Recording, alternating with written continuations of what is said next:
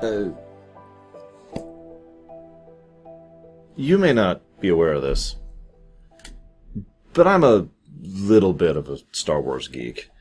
And I've always appreciated the Star Wars games that have hit the niches that I really enjoy, of which there are a grand total of two. This one and Star Wars Rebellion, which I've actually already done a rumination of, believe it or not. Now, the reason I bring that up is because you ever have a thing where you're walking along and you encounter something?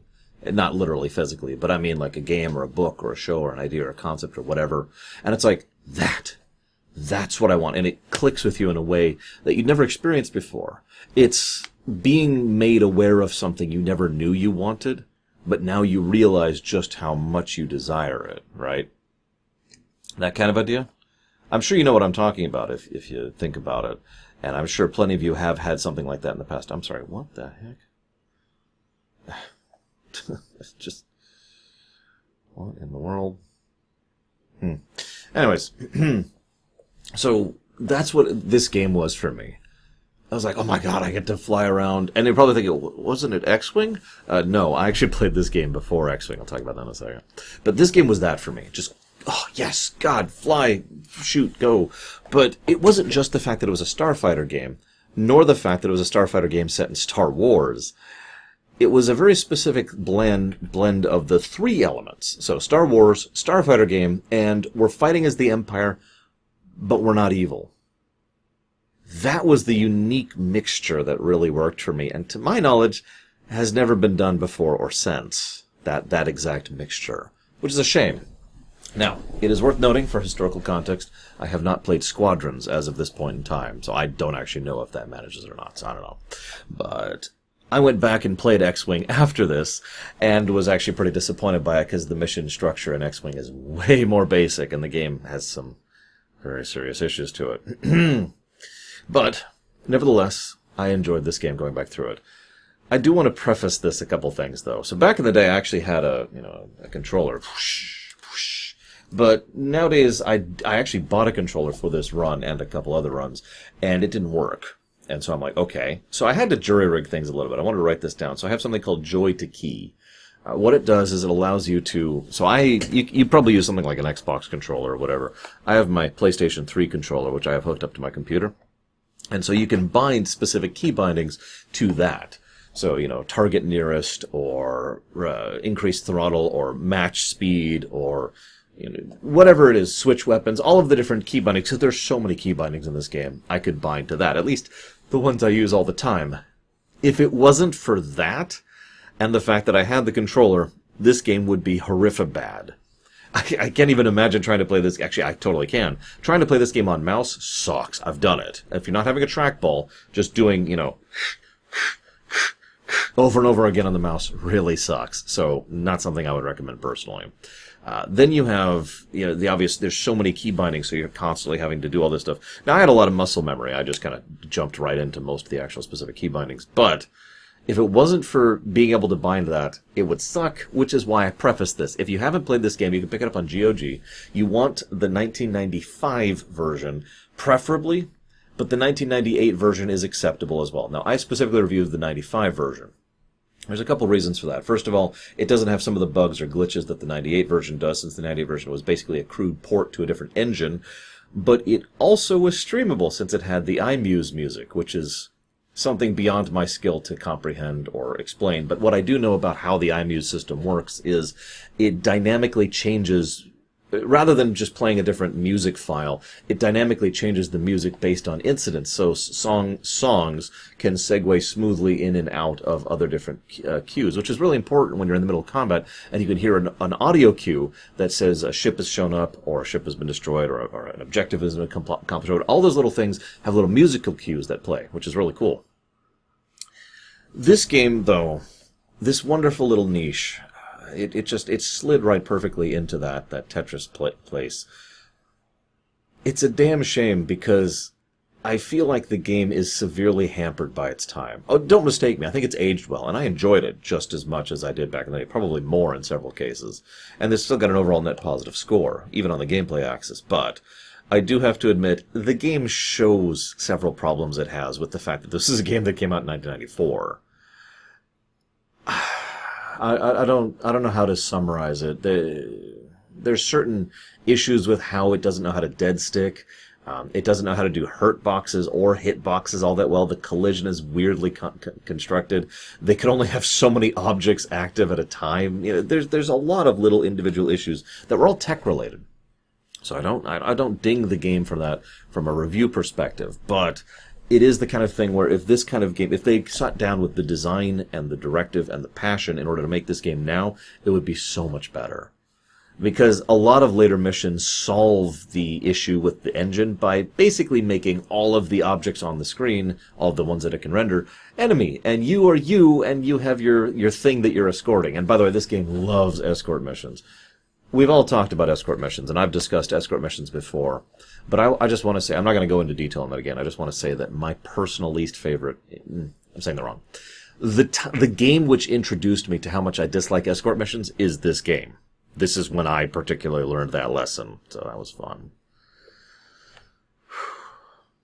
The game does a lot right. There's several missions that are very fun.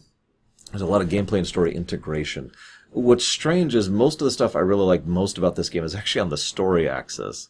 The professional and crisp British officer who briefs you, the secretive member of the Secret Order, aka the organization that runs the Emperor's hands and has his interactions with you. The fact that you can see stuff in mission, which doesn't really have any significance to things, but you'll see a ship warp in and then warp out, or maybe this one guy will flee, or maybe you'll notice that there's some officers on this thing, or maybe you'll notice that there's these mines that are being set up by another ship over there, which will then be in the next mission. There's a lot of intermission continuity, and a lot of stuff is being shown in the game, rather than someone sitting and telling you, and then they set up the mines, and then they found the person. There's a lot of gameplay and story integration, and the way they show the story is brilliant.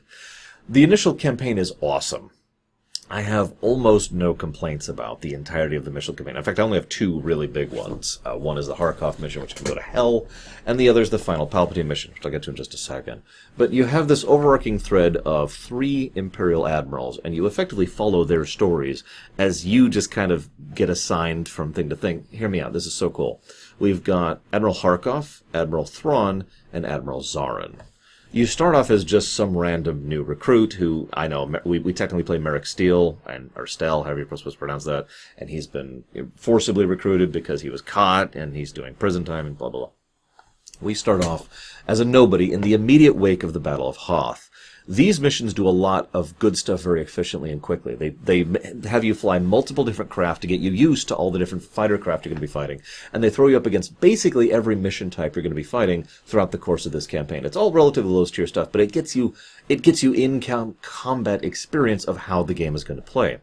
It also, from a narrative perspective, establishes exactly where we are. This is right after the Battle of Hoth, probably immediately following Empire Strikes Back, if not during the final hours of Empire Strikes Back. So we know exactly where we are in the story, and we know exactly what we're doing and why we're doing it. You'll also notice there's no winking at the camera. Remember that for later. So we do that. Then we encounter Admiral Harkov's cutscene. Is like, I am willing to turn to the rebellion, and blah, blah, blah. We help Admiral Harkov stop a civil war between 2 alien races, which is awesome. And this is a good time to mention one of my favorite things about this game. I mentioned we're not the bad guys. Yes, we do fight the rebels several times, and yes, we do a few evil things, but we are not running around puppy killing in this game. We are running around trying to actually maintain some level of civility within the organization that we run. For the most part, we go after three major groups, We go after people who are disturbing the peace, like the Civil War. You'll note, by the way, in the Civil War mission, they go out of their way to mention several times, we are here to try and peacefully resolve the situation, and we are trying to push them to the negotiation tables. They then attack one of the others, so we defend, and then we defend the other side, as in we respond to a distress call for the side, and we defend them. And then both sides decide to turn on us, so we go ahead and curb stop both, and in so doing, effectively force both to the peace treaty table. It's like, okay, now you're going to have peace. But the other thing, we fight pirates and smugglers, we fight rebels, of course, although very, very rarely, but most importantly we fight rogue Imperials. And all that makes perfect sense to me. All of that is the kind of enemies that the bulk of the Empire are probably dealing with on the majority of time. The Rebel Alliance was certainly a large thing, but it was only a large thing in context of its impact. You have an entire galaxy The other 99% of the Empire isn't even dealing with the Rebel Alliance. And I like that we shifted that focus away from that. It's very rare because most of the time they try to focus a little bit too heavily on the Rebel Alliance, which, again, I'll get to in a minute. So we help Harkov, and we stop the Civil War. However, during those missions, we find out that Harkov has been doing some weird stuff on the side, and is actually receiving rebel officers. That's a little bit strange. I wonder what that's all about. I'm sure it's nothing. In the immediate wake of that, our very next tour of duty is to be assigned all the way to the Outer Rims, and Outer Rim territories, and help Admiral Thrawn, Vice Admiral Thrawn at the time, establish a base. I love that. They don't have to say it, but the idea is that because we were snooping around Harkov, who is implied to be financially well off, politically connected, or both, I'm not sure which combination here, is someone who has basically tried to torpedo our career by doing the same thing to us that the rest of the overall hierarchy of the military has already done to Thrawn. Thrawn is being wasted out in the Outer Rim, setting up random bases in order to fight against random pirates and smugglers. Not a big deal. He is absolutely wasted in that capacity. And so are we. But of course, that's immediately what happens to us. After our success, Thrawn gets a little bit of recognition, and so do we. We get transferred to the Starfighter program. This leads us to Zarin. Now, spoilers. 3, 2, 1. Zarin is actually the main villain of the entire campaign. He is, in fact, the final boss. But he is the arch villain of the entire game. For the record, since we were playing the 95 version, we were playing both expansions, so just to be clear about it, we went all the way up to Tour 13, I think it is. Zarin is interesting since he's the proto-warlord. Anybody who knows anything about Star Wars knows about the Star Wars warlord, so I'm not going to bore you about that. But he was kind of the first one. Not only does this make perfect sense since most military dictatorships tend to have a warlord problem, since individual military commanders tend to gain power bases and then they want more, so then they try to coup. That's a pretty normal thing, historically speaking. So the idea of this kind of thing is logical. But he also effectively sets the tone for what all of the warlords would do afterwards in the wake of the Emperor's death after Return of the Jedi. Spoiler alert. He is also perfectly positioned to be a villain for this game because we're a TIE pilot. Or whatever we're piloting, because they put us in the dumb boat entirely too often, which is one of my grievances with this game. But anyways, we're a TIE pilot, right? We're an Imperial pilot. So we are fighting someone who is one of the heads of starfighter research and who personally believes that excessive usage of starfighters as a superiority strategy, I don't know what to call that. There's probably a term for that where rather than a bunch of capital ships, he has a bunch of fighters. That's his overall tactical approach. And that makes perfect sense for that to be a villain in a game where we're flying around and fighting as a TIE, right? So narrative makes sense. Lines up perfectly, and of course, it also shows, and there's another brilliant way they do this. During the Harkov missions, we constantly have missions from the Secret Order member, the member of the Emperor's Hand. It's like, you need to look into this, you need to look into that. And the implication, again, they don't say it, the implication is there that there's a lot of oversight over Harkov's operations and everything that's going on about his stuff. Cue the Zarin missions, which have, I think, a grand total of 2 times where the guy shows up at all. He's not even there most of the time, because why would he be? Zarin is a trusted Imperial official, and he is personally in contact with both Vader and Palpatine. He is one of the upper echelons of the Imperial military. And so Admiral Zarin doesn't need that kind of oversight. He's trusted. Oh, he's the one who becomes the dictator and turns, and just... I love the way they do that. And of course, the final Harkov missions is when Zarin reveals his treachery. There's some really great interweaving of these 3 narratives of Thrawn, Zarin, and Harkov. It does fall apart substantially at the finish line of the original campaign. Because after having done a whole bunch of awesome stuff, all of a sudden, oh, by the way, Palpatine has been captured by Zarin, and the entire Empire rests on your shoulders. Go save the Empire. What?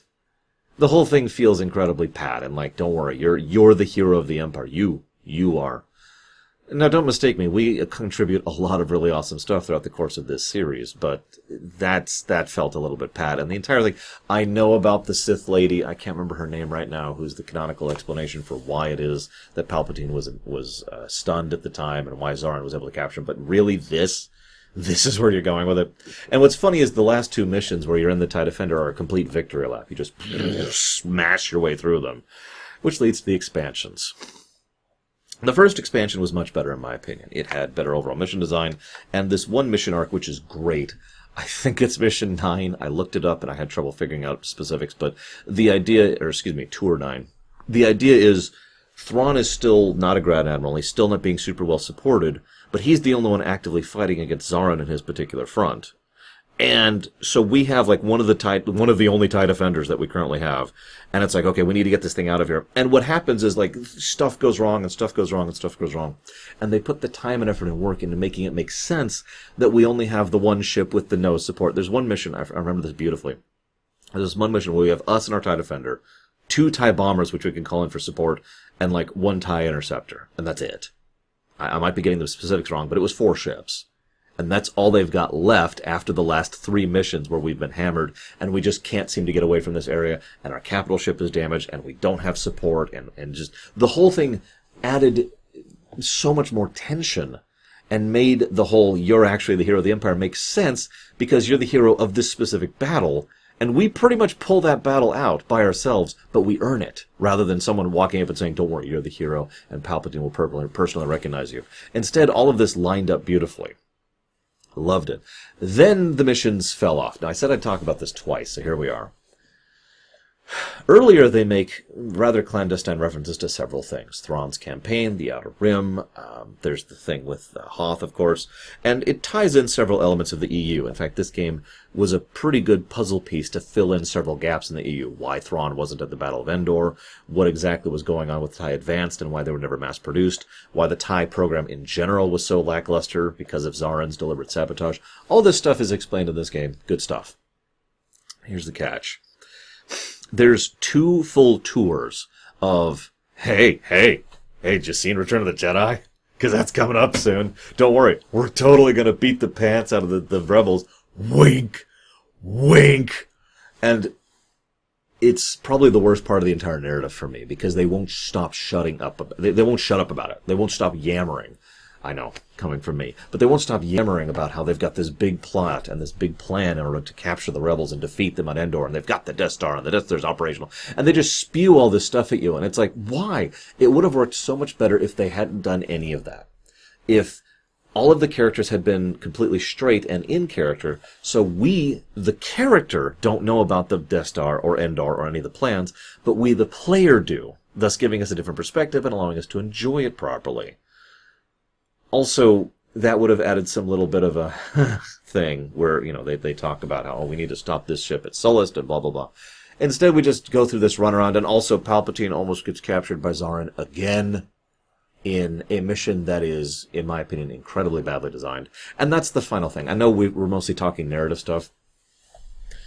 The last expansion and the last 3 tours needed a polishing pass. They needed a quality assurance testing, and they needed to play test way more. There's audio glitches. There's certain bits where the dialogue plays literally in the wrong place.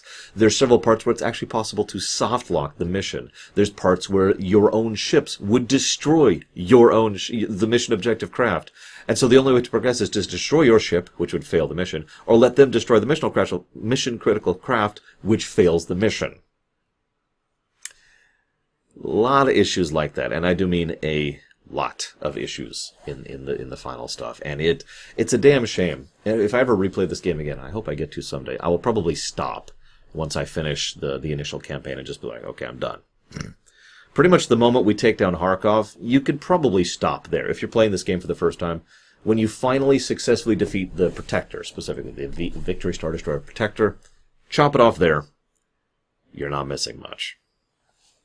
I can talk about other things. Energy management system is awesome. I think the radar is extremely well designed when it comes to a HUD perspective. There's a huge amount of customization on how you play.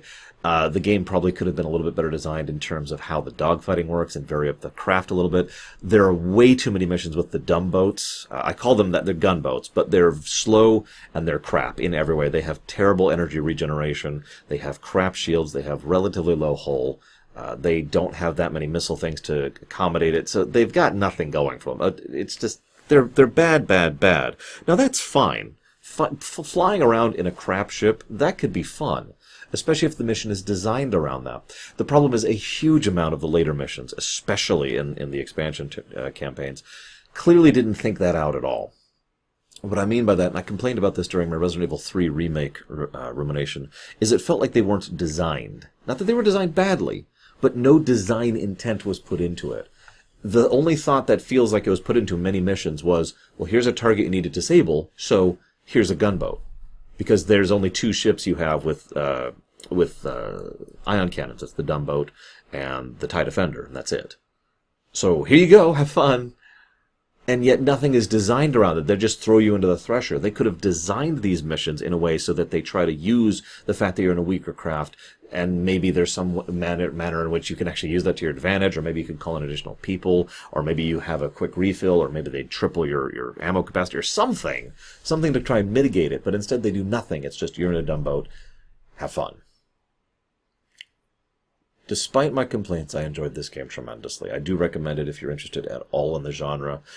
There are several other games in the series. X-Wing, which is worse, but it's its own thing. X-Wing versus TIE Fighter and X-Wing Alliance, which are their own thing. And Squadrons, which just came out this year, actually. So we'll see what we think of that whenever we get to it. I do hope you've enjoyed my thoughts. For the Empire.